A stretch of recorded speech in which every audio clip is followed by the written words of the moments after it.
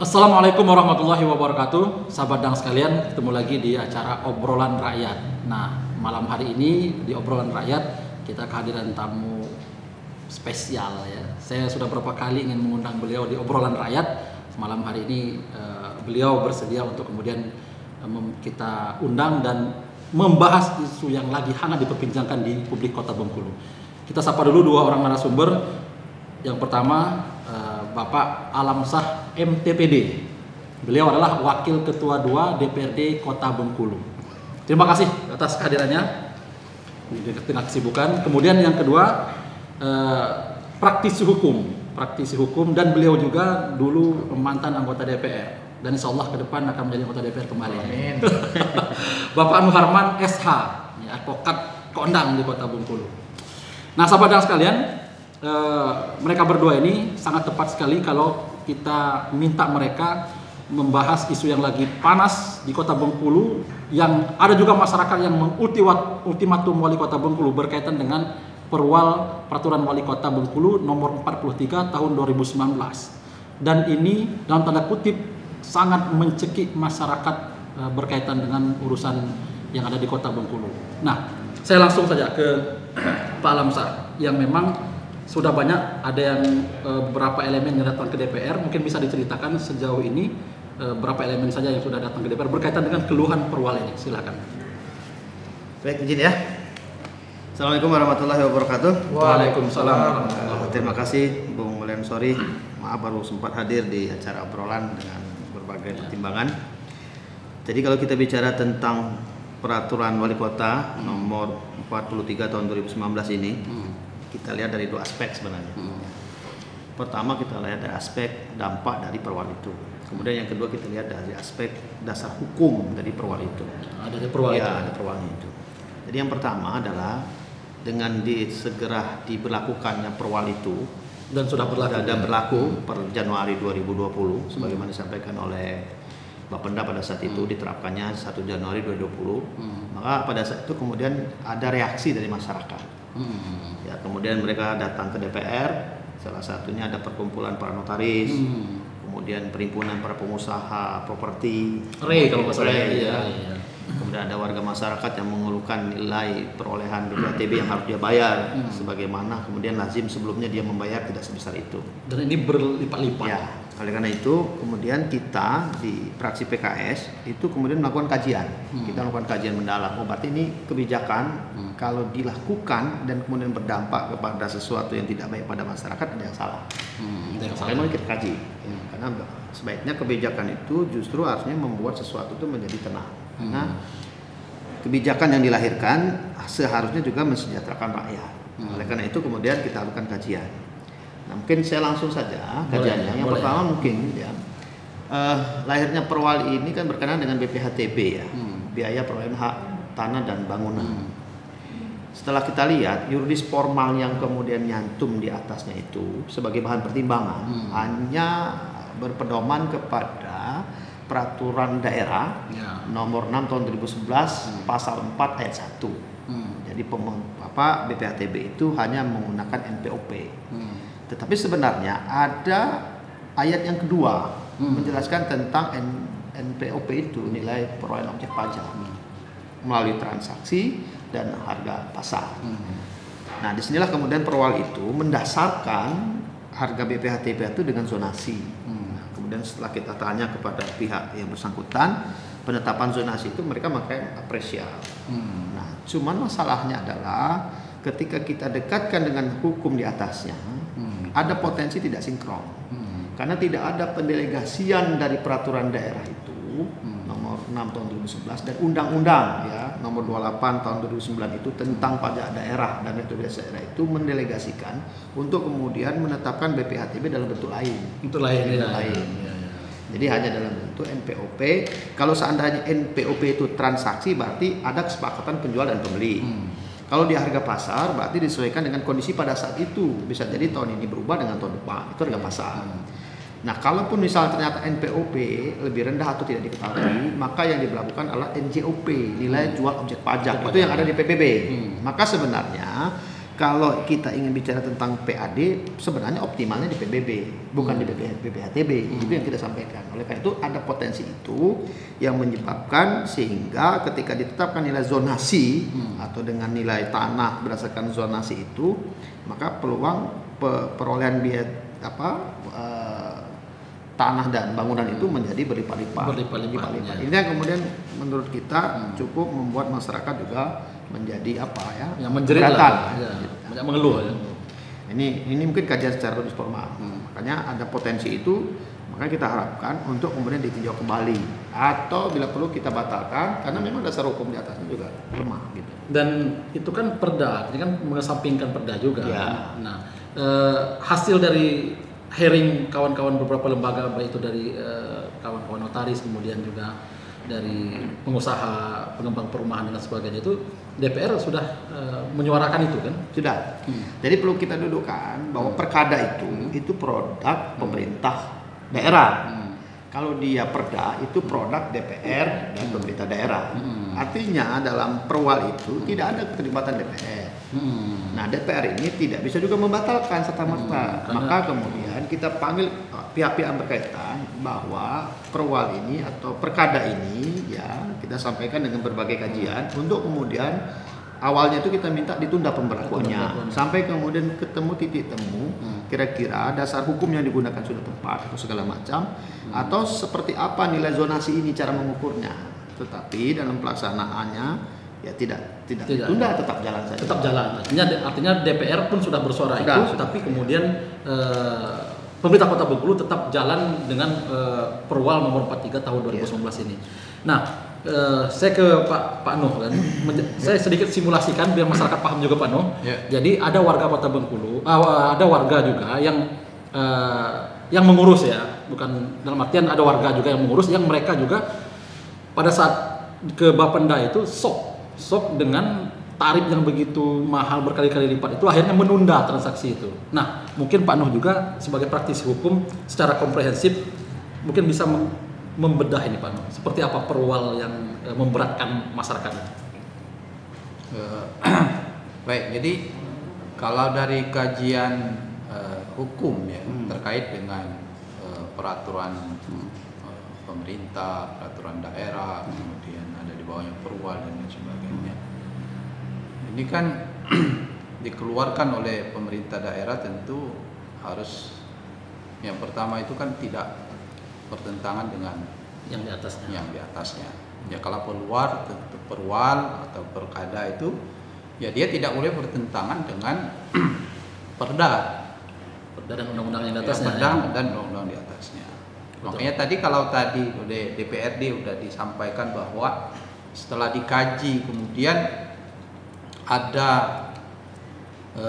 kemungkinan ya bahwa perwal yang dikeluarkan yaitu nomor 43 tahun 2019 ini oleh wali kota, kemudian setelah dikaji ada kemungkinannya itu ada bertentangan dengan aturan di atasnya, ya tentu ini sangat sebenarnya ya bagi praktisi hukum atau orang-orang yang memahami hukum bahwa perda ini sebenarnya bisa dibatalkan. Perwal. Ya.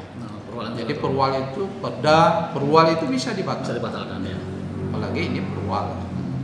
Bisa dibatalkan ya. Yang berhak dan mempunyai hak otoritas itu ada kalau di Undang-Undang nomor 23 tahun 2014 tentang pemerintah daerah. Ya, yang berhak membatalkan perda dan perwal itu kalau itu dikeluarkan oleh bupati atau wali kota atau DPR dengan bupati dan wali kota, maka gubernur. Tapi kalau yang mengeluarkan gubernur dengan DPR, kalau perda atau peraturan gubernur, nanti yang berhak membatalkan itu adalah menteri. Nah, apa syaratnya dalam hal ini pembatalan yang dilakukan oleh gubernur? Jadi itu sangat jelas disebutkan di dalam undang-undang tersebut. Yang pertama, perwal itu dibatalkan oleh gubernur apabila perwal itu bertentangan dengan aturan yang lebih tinggi. Yang lebih tinggi ya. Apakah itu perda atau undang-undang. Yang kedua, apabila perwal itu melanggar kepentingan umum Nah, dalam kriteria kepentingan umum itu sangat ada beberapa, ada 5 kalau nggak salah dibikin di situ. Salah satunya itu meresahkan masyarakat. Dan ini meresahkan. Yang kedua itu menghambat investasi. Ya. Jadi kalau itu tinjauannya misalnya oleh gubernur itu masuk kategori misalnya bertentangan dengan undang-undang di atasnya, kemudian ini meresahkan kepentingan umum atau masyarakat karena melanggar kepentingan umum, nah, maka ya sudah sepatutnya sebenarnya masyarakat yang merasa dirugikan dengan perwal ini yang mengadukan, melaporkan kepada gubernur agar itu dicabut. Ya agar itu dicabut.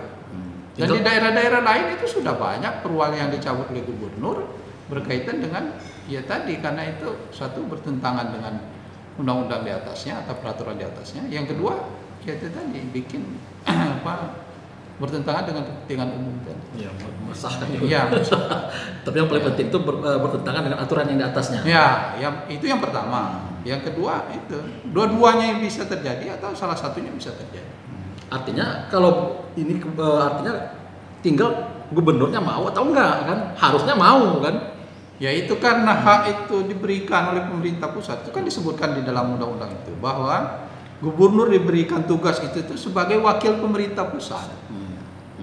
Sebagai wakil pemerintah pusat. Iya, sebagai wakil pemerintah pusat di daerah ini, maka gubernur diberikan hak itu untuk mencabut ya perwal atau perda yang bertentangan dengan undang-undang di atasnya. Bukan gubernur tuh mau atau tidak mau.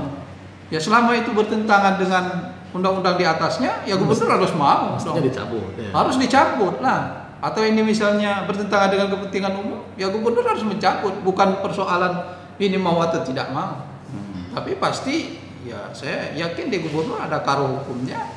Mereka punya kajian tersendiri. Bertentangan enggak ini dengan ini dan meresahkan masyarakat. Ini kan masyarakat sudah mulai resah. Investasi tentu kalau misalnya masyarakat pada saat ditawarkan sedia mereka nggak mau, ya investasi di Kota Bengkulu juga akan terhambat. Ya, terkait dengan jual beli, balik nama dan lain sebagainya. Dan Pak Nu mendengar di masyarakat memang sudah menjadi perbincangan dan sangat keberatan kan? Ya itu sudah banyak yang kita dengar ya di masyarakat itu yang ya terutama para notaris ya, kemudian para PPDA, kemudian mereka yang bergerak di bidang bisnis properti ya. Termasuk masyarakat yang mengurus. Ya, masyarakat umum yang mengurus ya ingin menjual tanahnya, kemudian ingin balik nama, tapi pada saat mereka ini datang ke ini balik nama ini ada syarat yang harus dipenuhi. Dan syarat itu terkait dengan salah satunya adalah bayar pajak BPTB itu. Akhirnya mereka juga kebingungan, Nggak sanggup. Ya nggak sanggup. Udah jual harga tanahnya murah, terlalu lebih besar bayar pajak nanti kalau ini ya kan seperti apa gitu. Betul. Dan Pak Nuh, saya juga agar kadang-kadang masyarakat yang karena mereka nggak ngurus dan lain sebagainya, ada juga yang masih bingung. Nah, saya simulasikan mungkin yang disampaikan Pak Nuh tadi berkali lipat itu tadi, ada Pak Nur Jalaluddin ya, yang mengurus itu tanah 16 hektar itu dia jual 1 miliar lebih ya, 1 miliar lebih. Lalu kemudian dia bayar secara resmi sesuai dengan form itu, dia bayar itu sejumlah 48 juta berkaitan hitung-hitungan yang selama ini kan. Nah, tapi pada saat diverifikasi di Bapenda itu menggunakan perwal. Tarif perwal tanah di Teluk Sepang yang dia gunakan itu adalah 241 per meter. Per meter 1 hektar itu 10.000 meter. Nah, kalau harga tarifnya 241 kali 10.000 meter kali 16.000 meter 16 hektar, maka muncul angka itu di kisaran harga tanah Pak Nur Jalaluddin itu 38 miliar. Ya wajar kalau kemudian pajaknya itu 1,7 miliar. Tapi persoalannya ini lakunya nggak 38 miliar, hanya laku 1 miliar 200 juta kurang lah. Ya. Mau bayar pajak 1,7, jadi dia akhirnya nggak ada uang untuk itu. Nah, simulasi seperti itulah yang kemudian banyak juga masyarakat yang keberatan dengan perwal ini. Nah, termasuk Pak Nur Jalaluddin ini, dia kemudian sudah mewacanakan untuk uji material dan ke Mahkamah Agung berkaitan dengan hierarki peraturan perundang-undangan di peraturan perundang nomor 12 tahun 2011. Karena ada juga artinya masyarakat bisa kemudian meminta gubernur untuk mencabut perwal yang meresahkan, yang melanggar aturan, diduga melanggar aturan di atasnya, juga bisa kemudian melakukan proses uji materi itu. Nah, mungkin ini saran ini kan dari Pak Dewan sebagai anggota DPRD, saran ke wali kota, himbauan ke wali kota dengan kondisi bahwa ini diduga kuat melanggar aturan yang di atasnya. Baik, jadi gini, kita sebagai mitra sejajar ya, pemerintah kota antara dewan, perwakilan daerah, kemudian daerah, dan kemudian pemerintah kota dan wali kota dan wakil wali kota. Artinya dalam posisi kita kondisi dengan perwal ini, yang bisa kita sampaikan kepada pemerintahan kota, wali kota dan wakil wali kota dan sejajarnya adalah bisa jadi bahwa perwal yang kemudian diharapkan bisa meningkatkan PAD ini tidak tepat kalau menggunakan produk seperti BPHTB dengan nilai zonasi ini. Ya. Jadi kita berharap kemudian mereka, Pak Wali kemudian meninjau kembali. Bisa jadi ada aspek penetapan perwal ini, ya ada tadi yang saya sampaikan, ada potensi bertentangan dengan peraturan di atasnya.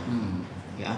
Karena memang seharusnya pajak itu ditetapkan di Perda kalau BPHTB ini, pendelegasiannya ditetapkan di Perda sampai dengan tarif-tarifnya. Artinya Pak Waka merekomendasikan Pak Wali untuk mencabut. Ya, kita berharap Pak Wali bisa mencabut perwal tersebut. Sehingga nanti bisa sebenarnya kalau kita bicara tentang PAD, NJOP melalui PBB bisa juga, karena juga diamatkan dalam undang-undang tersebut. Kemudian bisa menjadi patokan ketika memang mau mendapatkan BPHTB.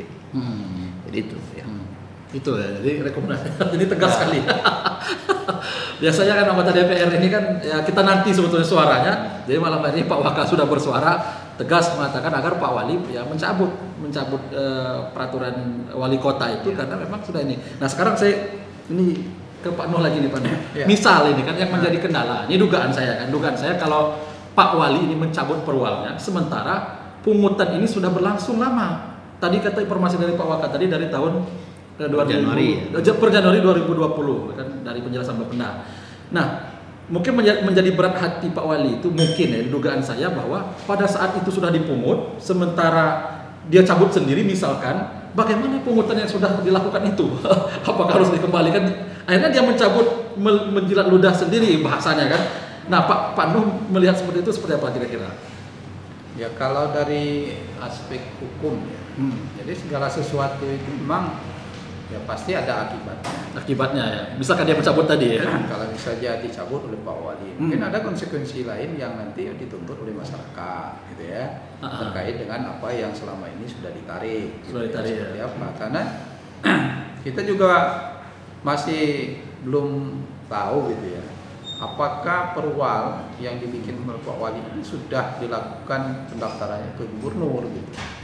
Belum tahu ya, karena minim sosialisasi. Ya, kalau di Undang-Undang 23 tahun 2014 tentang pemerintah daerah kan semestinya ini kan sudah didaftarkan untuk dilakukan evaluasi oleh gubernur gitu ya, selama 14 hari gitu ya. Setelah itu dinyatakan dibuat. Gitu. Apakah sudah dilakukan atau belum? Kita belum tahu kan? Kita nggak tahu ini, karena ini kita nggak tahu. Makanya ya masyarakat tadi dianjurkan tadi melapor ke gubernur. Kalau ini misalnya belum dilakukan evaluasi atau ini oleh gubernur, ya makanya apa dasar mereka kemudian menerapkan itu? Jadi kalau misalnya dicabut oleh Pak Wali berlapang dada dia mencabut. Jadi uang yang sudah dipungut selama ini harus dikembalikan ke masyarakat. Ya, kalau seperti itu ya itu tadi konsekuensinya tadi ya dari masyarakat seperti apa gitu. Mungkin kalau masyarakatnya merelakan ya biarlah yang udah bayar kan misalnya gitu. Tapi kalau ada yang menuntut seperti apa? Ya, karena ini kan terkait dengan peraturan masalah kan. Ya. Nah, gitu. Makanya tadi sebenarnya yang paling pas itu memang gubernur ngambil turun tangan terkait terkait dengan perwal ini. Karena dia punya hak untuk itu, melakukan itu, untuk membatalkan perwal itu, karena ya berdasarkan tadi alasan-alasan yang ada di dalam undang-undang tersebut. Dan saya pikir akan seru nanti kalau gubernur mencabutnya, jadi karena memang ini kan terkenal yang sering bertentangan. Iya. Tapi nggak melihat aspek itu. Enggak. Aturan. Aturan. Ya. Mandat yang diberikan oleh gubernur oleh pemerintah pusat itu, ya salah satunya itu. Karena kalau misalnya tidak ada mandat wewenang itu, ya akan banyak perwal nanti yang memberatkan masyarakat atau bertentangan dengan undang-undang atasnya, yang tidak dicabut oleh siapa yang mencabutnya kalau nggak diberikan itu. Kalau mau misalnya judicial review ke Mahkamah Agung atau ini, ya tentu langkahnya lebih jauh lagi. Lebih jauh lagi ya. Baik, jadi sahabat dang sekalian dimanapun berada, ini sangat menarik sekali diskusi kita dengan Pak Waka dan Pak Nuharman sebagai praktisi hukum di Bengkulu. Nah, kita juga sebenarnya bertanya-tanya, menjadi heran juga apa yang kemudian menjadi kendala Pak Wali Kota untuk mencabut, dan apa sebetulnya yang kemudian melatar belakangnya sehingga perwal ini dilahirkan oleh Pak Wali Kota Bengkulu, dan itu sangat memberatkan. Banyak suara-suara yang sudah menyuarakan agar ini dicabut, tapi pada kenyataannya, ya termasuk DPR sudah menyuarakan, kenyataannya perwalnya tetap jalan. Nah, mudah-mudahan dengan dialog kita ini Pak Wali mendengar, bisa segera sadar misalkan seperti itu dan segera mencabut sehingga masyarakat tidak begitu dipusingkan lagi. Oke, mungkin di penghujung acara closing Pak Waka 30 detik mungkin closing terhadap tema kita pada malam hari ini. Baik. Pertama bahwa marilah kita bekerja untuk kepentingan masyarakat. Pada prinsipnya bahwa apapun yang kita kerjakan rakyat sejahtera. Rakyat tidak terbebani dengan banyak beban yang selama ini kemudian terbebankan oleh mereka, apalagi masa-masa pandemi. Masa pandemi ini, betul. Mungkin dengan bijak kita melihat sesuatu itu dengan luas. Mungkin yang menjadi penghambat membuat beban-beban yang mereka alami di tengah masyarakat ini, ya kita pelan-pelan kita kurangi. Mungkin dengan salah satunya ya tadi perwal tentang BPHTB yang membuat mereka menjadi bebannya berat, ya. Mungkin bisa untuk kemudian ditinjau kembali atau dicabut. Itu mungkin menjadi salah satu poin ya. Dan saya baru ingat Pak Waka nih sebelum ke Pak Noh, ini kan rencananya kan mau pindah ke pusat salah satu pengembangan atau Pak ini ke Sebakul termasuk Betungan kalau salah. Nah, kalau perwal ini tetap berlaku, saya membayangkan begini, harga tanah di situ akan menggunakan harga perwal. Nanti kan misalkan ada pembebasan lahan, misalkan membeli lahan, Pemda kota itu akan APBD-nya akan dibeban, sangat berat sekali beban APBD untuk kemudian membeli tanah misalkan yang dibebaskan itu. Itu kan fantastis kan?